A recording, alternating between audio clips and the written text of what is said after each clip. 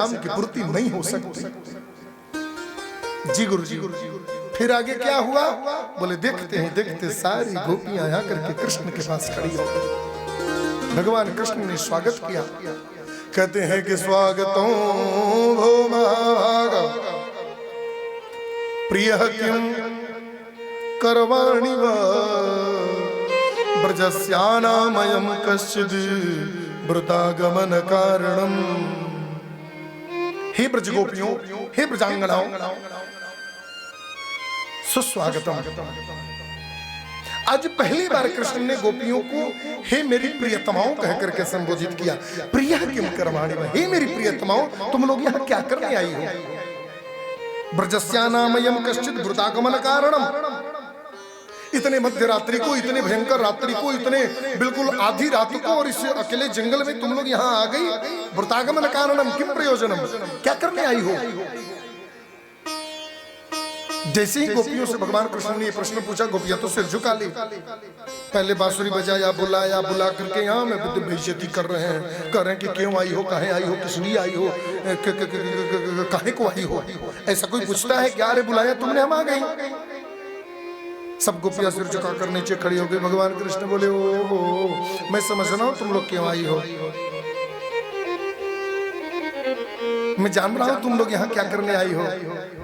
दृष्ट्वा वनम कुसुमितं राकेशकररञ्जितं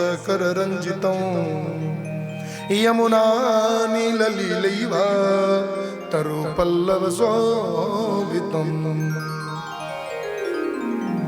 आकाश में राकेशक रंजितम, राकेश से रंजित इस निकुंज वन को तुम लोग देखने आई हो। दृष्टवा वनम कुसुमितम, आप लोग इस निधिवन को, मधुवन को, निकुंज वन को, भांडेर वन को तुम लोग देखने आई हो। कुसुमितम, सुंदर पुष्पों को देखने आई हो। देख लिया, जाओ। राकेशक रंजितम, राकेश से रंजित चंद्रमा के पूर्णिमा के प्रकाश से बहती हुई जमुना की कलकल धारा की तरंग को देखने आई हो। देखा, चली जाओ। रात को ऐसे घर से बाहर नहीं निकलना चाहिए। हाँ, शास्त्र कहता है स्त्री को सूर्य अस्त होने के बाद घर से बाहर निकलना मना है। यदि बहुत विपत्ति का वक्त हो तो स्त्री 5 अवस्था में 5 व्यक्ति के साथ घर से बाहर निकल सकती है। बेटी पिता के साथ, अथवा बहुत मजबूरी हो तो भाई के साथ, बहू पति के साथ, अथवा बहुत मजबूरी हो तो ससुर के साथ, अथवा यदि कोई सहारा न हो तो गुरु के साथ। लेकिन एक शर्त है कि स्त्री के साथ में उसकी सास, बहन, माँ कोई होना चाहिए, तो वो गुरु आज्ञा से भी घर से बाहर मध्यरात्रि को निकल सकती है। लेकिन गुरु का नंबर 5वें स्थान पर है। पहला पिता, दूसरा पति, तीसरा भाई, चौथा ससुर और 5वां गुरु। गुरु के साथ जाते समय भी 2 व्यक्ति कोई न कोई होना चाहिए। वो भी स्त्री जब बहुत जरूरी हो तो निकल सकती है। अब एक मतलब नहीं कि छठ करेगी गली मना बा। अकेले यदि कभी रात्रि को जाना पड़े तो जाना मना। तुम लोग यहाँ आ गए। गोपियां चुप रही। भगवान बोले मैं समझ रहा हूँ तुम लोग यहाँ क्यों आई हो। एक गोपी बोली क्यों आई हो? बोले समझ रहा हूँ घर में कोई बच्चों से खटपट हो गया होगा, बच्चे लोग कुछ बोल दिए होंगे, डांट दिए होंगे। आजकल के बच्चे किसी की सुनते कहाँ हैं, इसलिए तुम लोग चली आई हो घर चढ़ के ना। हो सकता है सास मैया की बोली न सहाया हो, ननद की बात न सह पाई हो, इसलिए चली आई हो। यही बात है ना?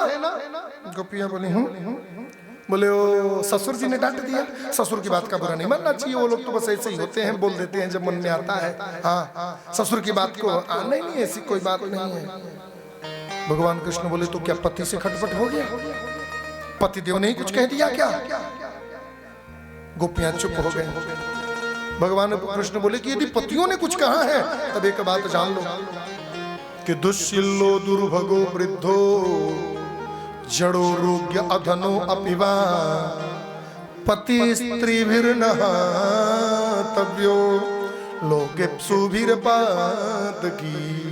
दुश्शीलो, पति शीलवान न हो, दुर्भगो, पति भाग्यवान भी न हो, अभागा हो, वृद्ध हो, कदाचित पति वृद्ध भी हो, जड़ो बेवकूफ भी हो, अरोगो